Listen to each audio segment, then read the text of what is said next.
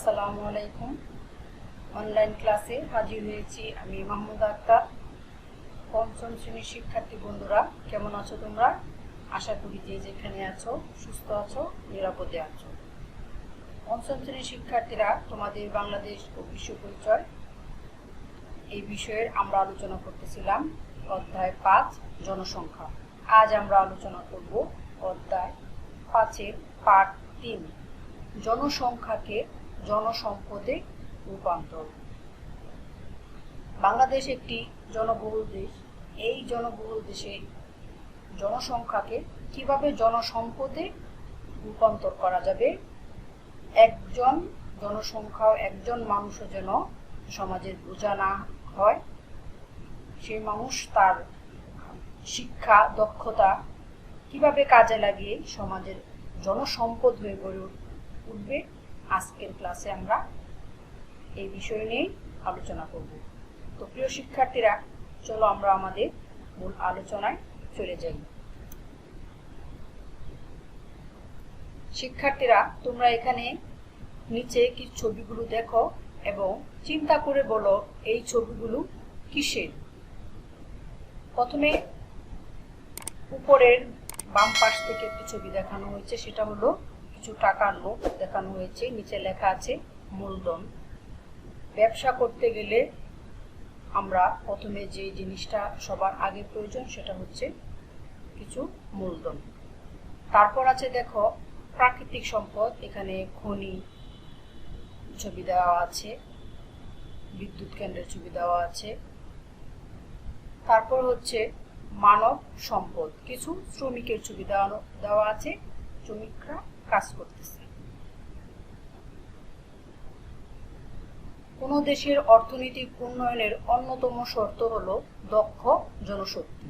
কোন দেশ যদি উন্নতি করতে চায়, অর্থনৈতিক ক্ষেত্রে এগিয়ে যেতে চায়, তাহলে তার প্রধান শর্ত এবং অন্যতম শর্ত হলো দক্ষ জনশক্তি। সেই দেশের জনগণকে কর্মঠ হতে হবে, দক্ষ হতে হবে, জনসংখ্যাকে জনসম্পদে রূপান্তর হতে হবে, তবেই সেই দেশের অর্থনৈতিক উন্নয়ন সম্ভব।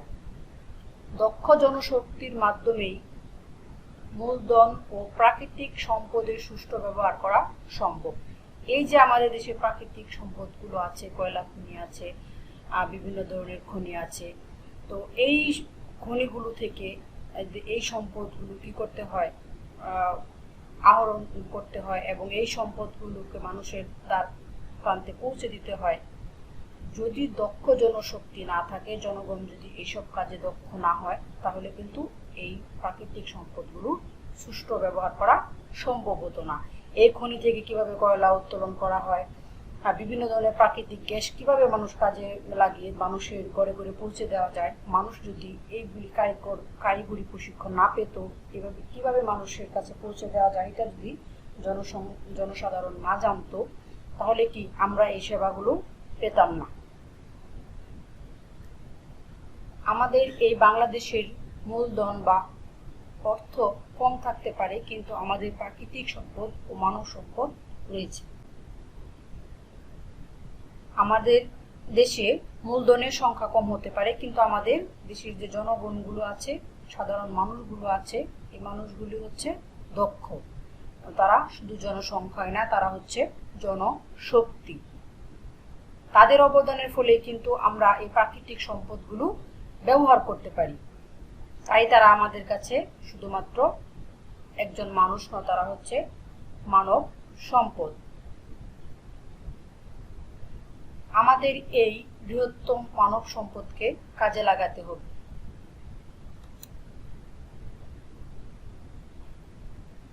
আমরা কিভাবে মানব সম্পদকে কাজে লাগাতে পারি?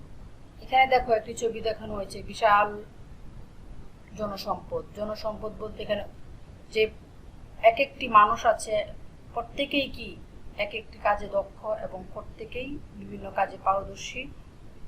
তারা বিভিন্ন কাজ করে দেশের নিজের অর্থনৈতিক সচল রাখে।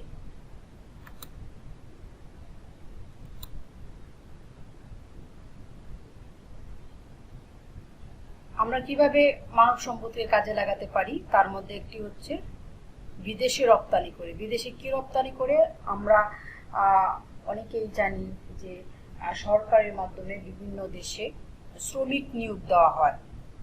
এই শ্রমিকগুলো কি আমাদের এই দেশের শ্রমিক অন্য দেশে বিভিন্ন ধরনের কারিগরি বিভিন্ন ধরনের কাজ করে থাকে এবং এই কাজের জন্য তাদেরকে আমাদের দেশে প্রশিক্ষণের ব্যবস্থা আছে যে এই নির্দিষ্ট কাজের উপর তারা প্রশিক্ষণ নেয় এবং এই নির্দিষ্ট কাজটা করে তারা বিদেশে যেমন তাদের নিজেদের অর্থনৈতিক চাকা সচল করে নিজেদের পরিবারের পরিজনের চাহিদা মেটাতে পারে, তেমনই কিন্তু তাদের এই কাজের জন্য আমাদের দেশের শ্রমিকের বিদেশের সুনামও রয়েছে। তো প্রথম হচ্ছে কিভাবে আমরা মানব সম্পদকে কাজে লাগাতে পারি। 1 নম্বর পয়েন্টটা হচ্ছে বিদেশে রপ্তানি করে। আমাদের দেশের শ্রমিকগুলো জনশক্তিগুলোকে বিদেশে কাজ করার সুযোগ করে দেওয়াই হচ্ছে বিদেশে রপ্তানি করা। তারপরে এখানে দেখো দুটি ছবি দেখতে পাচ্ছ, একটি হচ্ছে দক্ষ জনশক্তি লেখা আছে, আরেকটি ছবিতে লেখা আছে জনশক্তি বিদেশে রপ্তানি। জনশক্তি বিদেশে রপ্তানি হচ্ছে এখানে আমাদের দেশের শ্রমিকগুলো অন্য দেশে নিয়োগ দেওয়া হচ্ছে। দক্ষ জনসংখ্যাকেই জনসম্পদ বলি।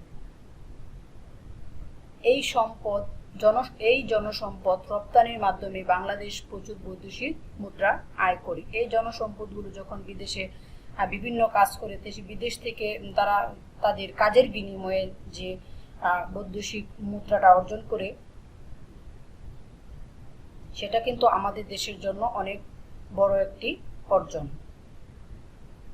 তাদের উপার্জিত অর্থ পরিবারের আর্থিক চাহিদা পূরণ করে ও দেশের অর্থনীতিকে সমৃদ্ধ করে।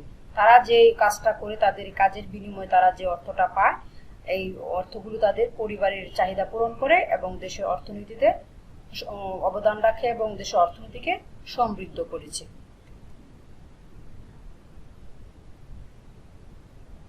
আমরা কিভাবে মানব সম্পদকে কাজে লাগাতে পারি, এর আরেকটি হচ্ছে শিক্ষার মান উন্নয়ন।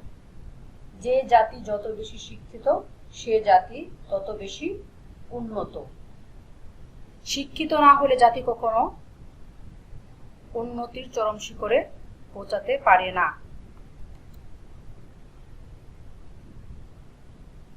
এখানেও দেখো দুটি ছবি দেওয়া আছে, একটিতে নিচে লেখা আছে উন্নত শিক্ষা, অন্যটিতে লেখা আছে বৃত্তিমূলক প্রশিক্ষণ।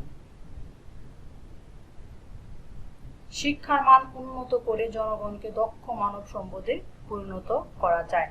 এছাড়া বৃত্তিমূলক প্রশিক্ষণের মাধ্যমেও দক্ষ শ্রম শক্তিতে রূপান্তর করা যায়। বৃত্তিমূলক প্রশিক্ষণ বলতে এখানে আমরা হাতে কলমে কিছু প্রশিক্ষণকে দেখতে পাচ্ছি। একটা হচ্ছে যে উন্নত শিক্ষা দিয়ে জনগণকে জনসম্পদে মানব সম্পদে পরিণত করা যায়, এবং আরেকটি হচ্ছে যে শিক্ষিত যদিও বেশি না হয় তারপর কি হাতে কলমে যে প্রশিক্ষণগুলো আছে, কারিগরি প্রশিক্ষণগুলো আছে, একজন মানুষকে কোনো একটা নির্দিষ্ট বিষয়ের উপর প্রশিক্ষণ দেওয়া হয়, সেই বিষয়ে তারা দক্ষ হয়ে ওঠে।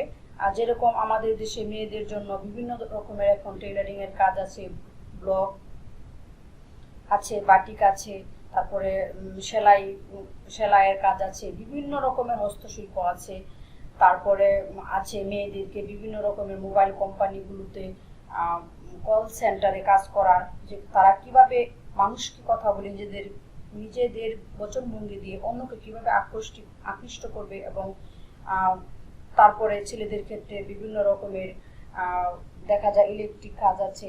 তারপরে আমাদের দেশে এখন অনলাইন, সবকিছু অনলাইন ভিত্তিক, সে অনলাইন সেক্টরগুলোতে মানুষদেরকে কাজে লাগিয়ে তাদেরকে হাতে কলমে প্রশিক্ষণ দেওয়া হয় এবং এই জনগণগুলোকে জনশক্তিতে রূপান্তর করা হয়, মানব সম্পদে পরিণত করা হয়।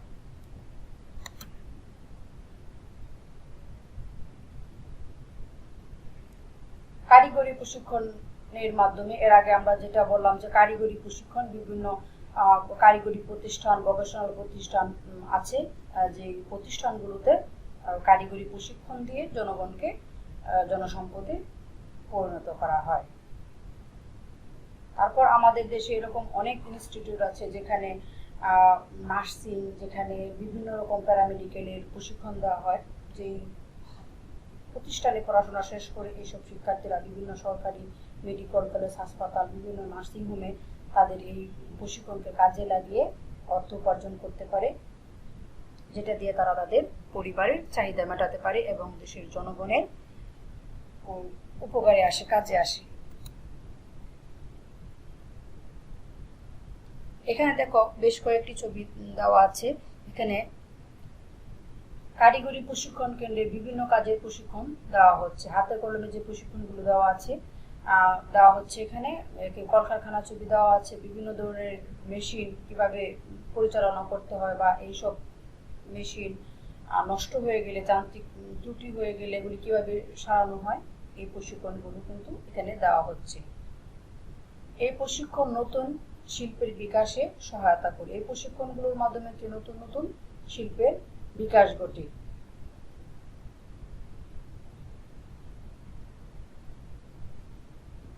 আমরা বর্তমান আমাদের যে শহরের সমাজ ব্যবস্থায় আমরা দেখে থাকি যে এখানে আগে যেরকম একতলা দোতলা বিশিষ্ট বাড়ি ছিল, এখন কিন্তু শহরগুলোতে বহুতল বিশিষ্ট বাড়ি দালান হয়েছে। এই দালানগুলোর জন্য মানুষের একটা 10তলা 12তলা বিল্ডিং এ ওঠার জন্য অবশ্যই লিফটের প্রয়োজন এবং জেনারেটরের প্রয়োজন, যেটা কিন্তু বিগত 10 বছর আগে অতটা প্রচলিত ছিল না।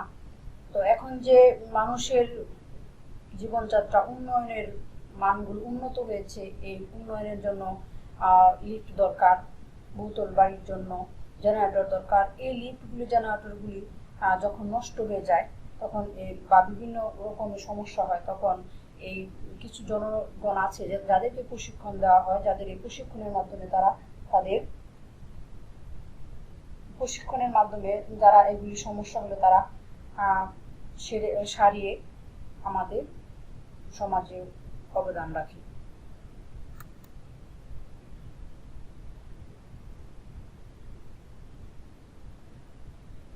দলীয় কাজ, জনসম্পদ, দক্ষ জনসম্পদ কি, দক্ষ জনসম্পদ কেন প্রয়োজন, দক্ষ জনসম্পদ গড়ে তোলা 4টি উপায় লিখো। তো প্রিয় শিক্ষার্থীরা, আমি এখানে প্রশ্ন এবং উত্তর দুইটাই দিয়ে রেখেছি। তোমরা অবশ্যই এই প্রশ্নগুলো পড়বে এবং না দেখে খাতায় লিখবে। দক্ষ জনসম্পদ কি? কর্মক্ষম বা উপার্জন উপযোগী জনশক্তি দক্ষ জনসম্পদ। যারা উপার্জন করতে পারে, কাজে সক্ষম, এমন জনগণই হচ্ছে দক্ষ জনসম্পদ। মূলধন ও প্রাকৃতিক সম্পদের সুষ্ঠু ব্যবহার করার জন্য দক্ষ জনসম্পদ প্রয়োজন।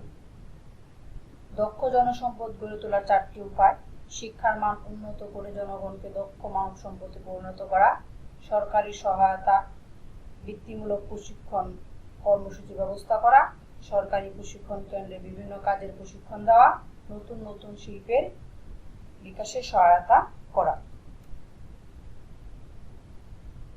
তারপর এখানে আছে এক কথায় উত্তর। জনসম্পদ কাকে বলে? দক্ষ জনসংখ্যাকেই জনসম্পদ বলে। দেশের অর্থনৈতিক উন্নয়নের অন্যতম শর্ত কি? দেশের অর্থনৈতিক উন্নয়নের অন্যতম শর্ত হচ্ছে দক্ষ জনশক্তি তৈরি। জনশক্তি রপ্তানির মাধ্যমে কিভাবে দেশ সমৃদ্ধশালী হচ্ছে? জনশক্তি রপ্তানি করে বৈদেশিক মুদ্রা অর্জনের মাধ্যমে দেশ সমৃদ্ধশালী হচ্ছে। কিভাবে আমাদের জনগণ দক্ষ মানব সম্পদে পরিণত হতে পারে? শিক্ষার মান উন্নয়ন করার মাধ্যমেই আমাদের জনগণ দক্ষ মানব সম্পদে পরিণত হতে পারে। তো প্রিয় শিক্ষার্থীরা, আমরা আজকে আমার এই ক্লাসে জানার চেষ্টা করলাম যে কিভাবে জনগণকে জনসম্পদে রূপান্তর করা যায়। আর সমাজের কোনো মানুষই যেন বসে না থেকে তারা যার যার যোগ্যতা অনুযায়ী, যার যার আর কাজের দক্ষতা অনুযায়ী সে যেন সেই কাজটা করে এবং এই জনগণকে কাজে লাগিয়ে তাদের নিজেদের পরিবার পরিজনের চাহিদা এবং দেশের অর্থনীতিতে অবদান রাখবে। শিক্ষিত কম শিক্ষিত কি বেশি শিক্ষিত সেটা বড় কথা নয়, যে যার জায়গা থেকে যদি বসে না থেকে তার সে যে কাজে পারদর্শী সেই কাজটা করে, তবেই কিন্তু প্রতিটি মানুষ জনসম্পদে পরিণত হতে পারে, মানব সম্পদে পরিণত হতে পারে।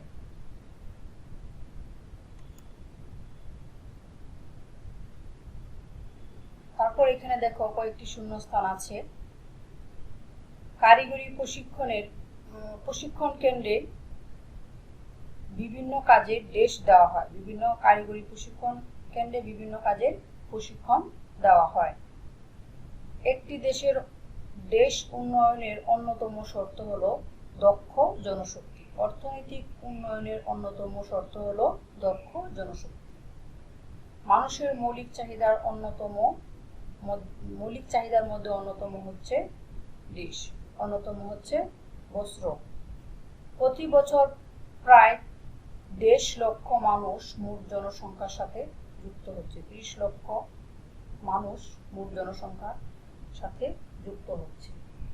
মানুষ গাছপালা কেটে বাড়িঘর তৈরি করেছে। মানুষ দেশ কেটে বাড়িঘর তৈরি করছে, মানুষ গাছপালা কেটে বাড়িঘর তৈরি করছে। তো প্রিয় শিক্ষার্থীরা, আজকে আমার অনলাইন ক্লাসটা এখানে শেষ করছি। তোমরা যে যেখানে থাকবে সুস্থ থাকবে, নিরাপদে থাকবে এই কামনায়। আল্লাহ হাফেজ।